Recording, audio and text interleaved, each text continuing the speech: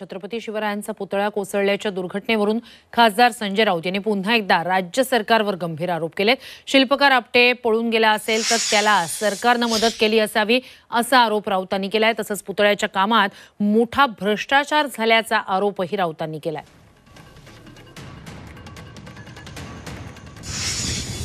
या राज्यामध्ये गृह खातं, या राज्यामधलं सरकार काय करतंय?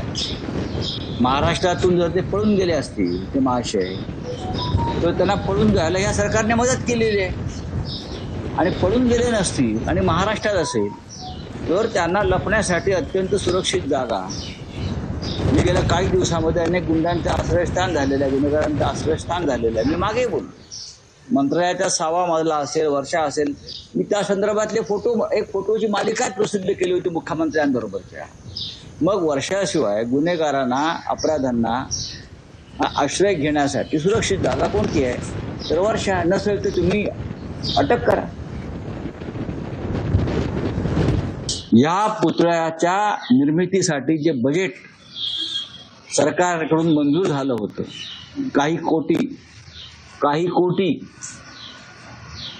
ते बजेट कुठे गेलंय त्यांनाच माहिती। हा पुतळा फक्त 10 ते 15 लाखातच बनवला असं तज्ञांचं म्हणणं आहे। हा पुतळा 15 ते 16 लाखात बनला, पण साधारण पुतळ्यावर 15 ते 16 कोटीचं बजेट मंजूर झालं होतं।